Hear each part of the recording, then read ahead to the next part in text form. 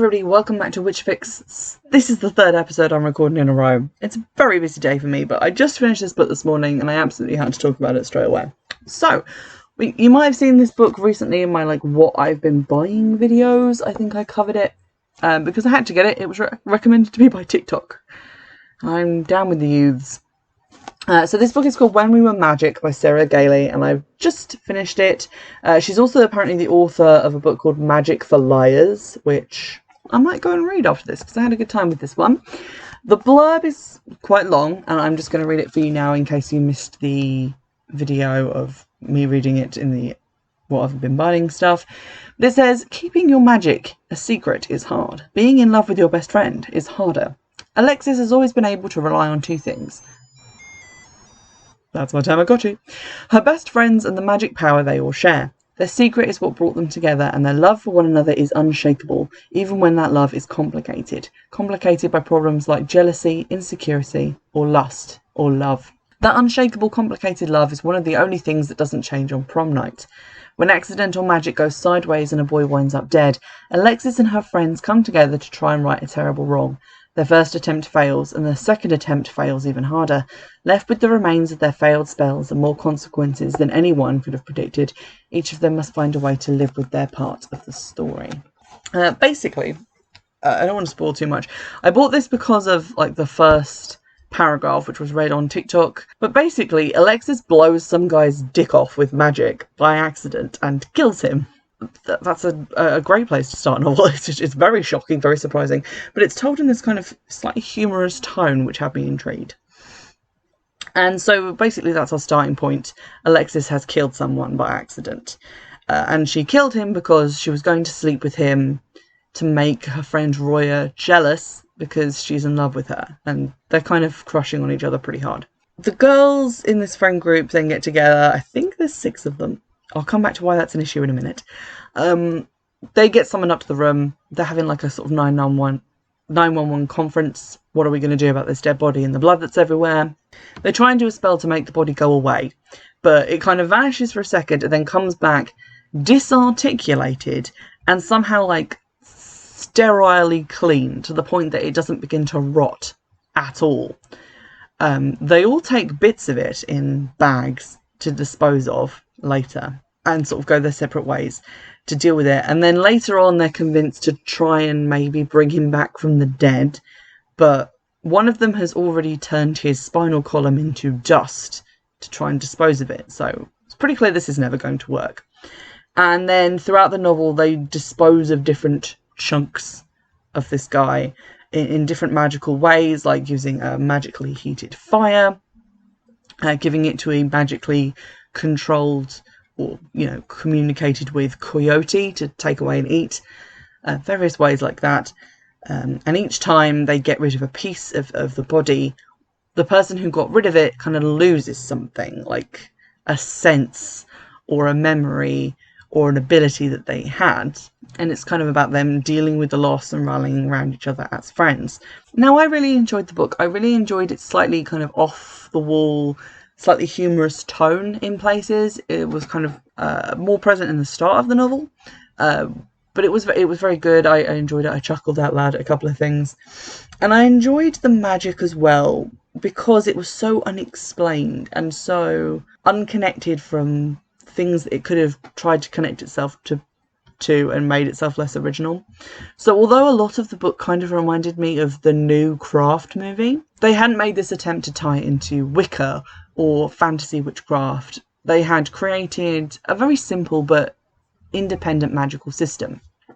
All of these girls independently realised that they had a magical ability, and as they met each other through the school system and through different people moving to town, they identified in each other a kind of strangeness, and one by one revealed their powers to each other. And they all have an ability to do magic, but they all have a specific talent. So Alexis, the main character, can talk to animals. She can kind of interpret their thoughts as language and communicate with them. Another girl can communicate with plants. Roya can heal people. And Iris, who is sort of feels like she's the leader of the group, except not really, because she doesn't do a huge amount of leading. is the one who can bring all of their magic together and create these intricate webs of woven magical threads to do big spells, like trying to make a body disappear. I had a few issues with the book that did sort of temper my enjoyment a little bit and made it more of like a 4.5 star and not just an absolute 5-star rave. So one of the issues that I had is it is kind of unclear what they're trying to accomplish with their second spell. So the first one obviously is like, make the body disappear, and that doesn't work. And one of the parts that's left behind is Josh's heart. The guy's called Josh.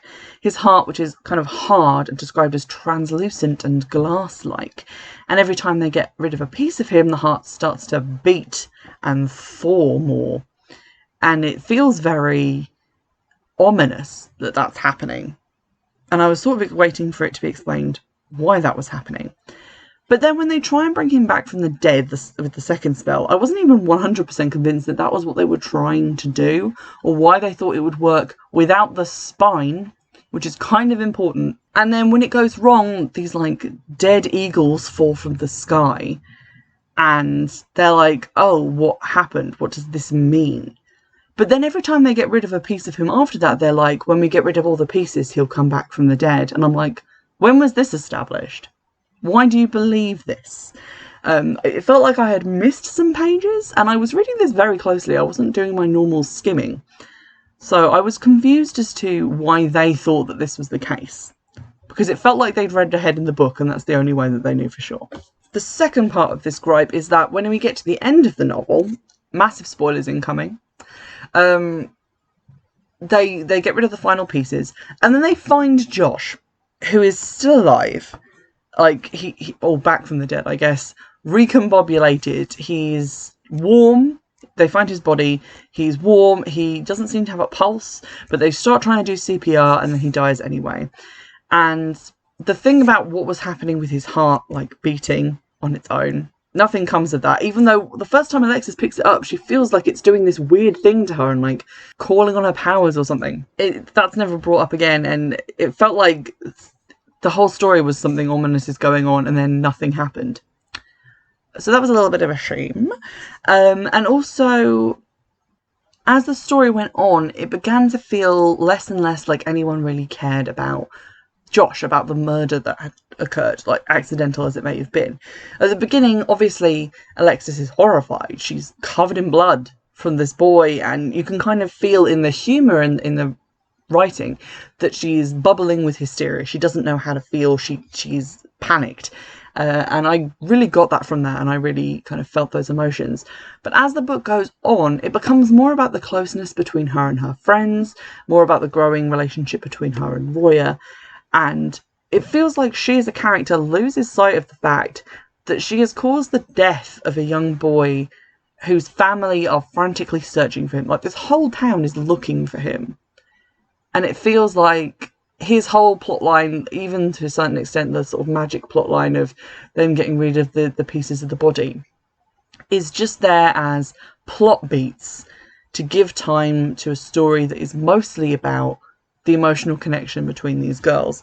And I'm just going to read to you from the beginning of the acknowledgements section at the end of the novel. This is a book about the friends and family that hold us together. It's about uncertainty. It's about learning to accept love and support. It's about how scary that can be and how hard a skill it is to learn. It's a book about doing hard things unalone. And that really encapsulates my thoughts about it. That's what the story's about. It feels like that is what the purpose of the story is. That's the story that it serves. It's about these girls coming together, disposing of a body, essentially, relying on each other, making sacrifices for each other in the name of friendship and love. And it's less about magic, about the magical plotline making sense or being satisfying at the end. It's all about that emotional pathos. And it kind of reminds me of something that one of my English teachers said to me ages ago. And I think he was kind of sexist, but this kind of comes back to me again and again. But he said when we were writing, I think, our like fiction assignments for our GCSEs, that boys tend to write about things happening, and girls tend to write about how they feel about things happening, which is kind of sexist. or very sexist depending on how you think about it. But it also kind of had a point that a lot of books aimed at women and girls tend to be about the emotional life of the protagonist and how they feel and how their feelings affect their actions. Whereas books aimed at boys, which I think is a much smaller genre, is about, you know, these exciting plot lines and the exciting things happening in the plot drag the character along with them. It's not necessarily about their emotions informing their actions and decision making that create the plot. The plot is being created by outside forces, outside actions like spies and governments and explosions and all that stuff. To be incredibly stereotypical about it. And it feels like this book is a great example of that, because it felt like every couple of chapters she would go on a drive with one of her friends to get rid of a body part, and they would have moments of connection in the car, talking about, you know, what we're going to do when we go off to college, and we're going to live in this small town and then go to college, and I'll always be your friend and I'll always be here for you, and this is the relationship that we have, and this is how we understand each other, and here is a memory of us when we were kids. And then they would dispose of a body part, and it felt like she went on this journey with every single one of her friends, and then the book ended and there was no like build up or payoff in like the magical plot. Like, what was all this stuff about? The dead hawks, the heart beating, why did they think that he would come back? What are the implications of the fact that he did come back but he was still basically dead? Kind of all goes unexamined. So that was my major gripe. My minor gripe was that she has, I think, at least one too many friends. And I know that sounds bad. But you have Alexis, the main character. The characters who were kind of fully realised for me were her love interest, Roya, who she spends quite a lot of time with, Iris, who's kind of trying to be the leader of the group, and then the rest just kind of got lost for me. And I only really know that she has 6 friends, or think I know that, because there are 6 girls on the cover of the book. I think part of this might be because they're all introduced in the one opening scene, which I hate, because it's like I have to remember so many names and so many different bits about people and try and imagine what they look like in my head and work out what their character traits are and their function in the group. But also because 2 of them have names that begin with M and are of similar length. And when I read, I just kind of pick up on like the shapes of words. So like Roya is really easy to remember. No one else has a name that looks like that. But then 2 of the characters are called Marcelina, or I think Marcelina? Marcelina? Yeah, Marcelina. And one is called Mariam. And those are sort of similar length words. They both begin with M. And they both have like MA at the beginning. And I'm just sort of looking at it and I got them confused a lot. Also, Paulie was another character who didn't show up enough for me to really remember anything about her. So that was weird. I think Mariam is the one who, at the beginning, when everyone's like, we're disposing of the body, she kind of panics because she's a person of colour and she's worried about being involved in this, getting into trouble. Fair enough. And she leaves. She's like, I'm still your friend. I just can't help with this. It's too dangerous. And they're like, yeah, we get it. You should go. And, like, I think Roya is also a person of colour, but she's fine with staying because her mum is, like, the police chief or sheriff for the town. So it's kind of like this point of contention between them. But because she leaves and she's not in the subsequent scenes and she doesn't come back until the next day, I just sort of blotted her out of my mind. And Paulie, again, just didn't show up as much. So I could kind of get a grip of Marcelina because she's the one who can, like, do the communicating with plants thing, and she also seems to be really close to Alexis. They spend time together, and her personality kind of coalesced in my brain. But Paulie and Mariam just showed up just enough that I was like, wait, which one are you? Every time they showed up. And I feel like one or both of them could have been removed from the book and just have a group of like 5 or 4. Because, like, if you think about, like, The Craft, which is what this really reminded me of, if there were 6 of them, that would just be way too many characters. I just can't get to grips with it.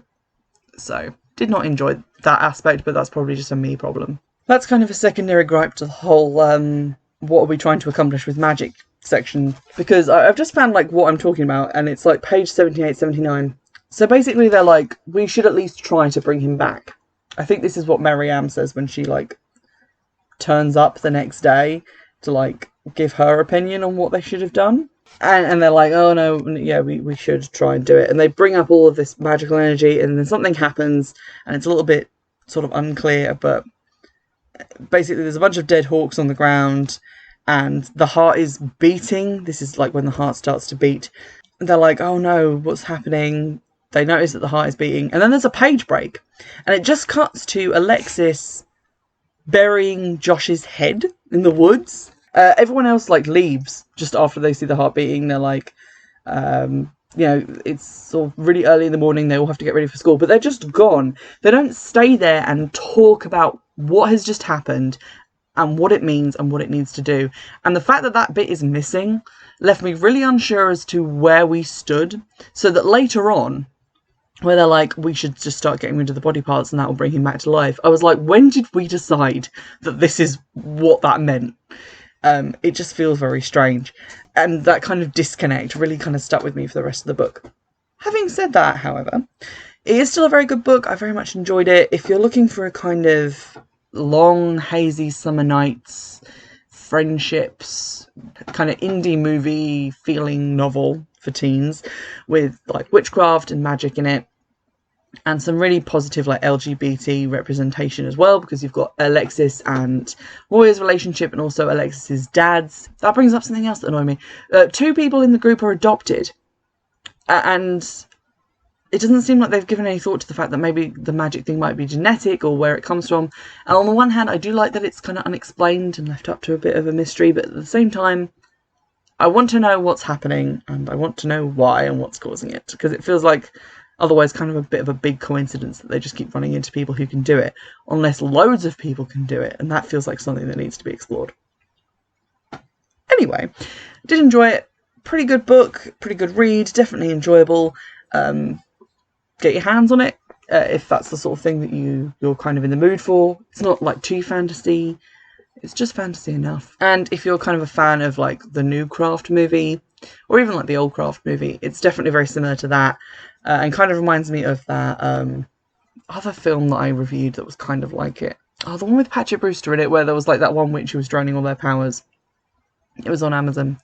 It'll come to me. It did not come to me. But that one. It's very similar to that. It's very kind of like high school teens. Oh, The Witch Files. Fucking nailed it. Podcaster of the year. But it reminds me very much of that. So if those films, like, intrigued you and you're interested in reading a book like it, get When We Were Magic by Sarah Gailey. If you've read the other book, author of Magic for Liars, let me know if that's good, if you'd like me to review that, because I could stand to read a little bit more by this author. I'm intrigued. And in the meantime, I'll see you in the next episode. Bye!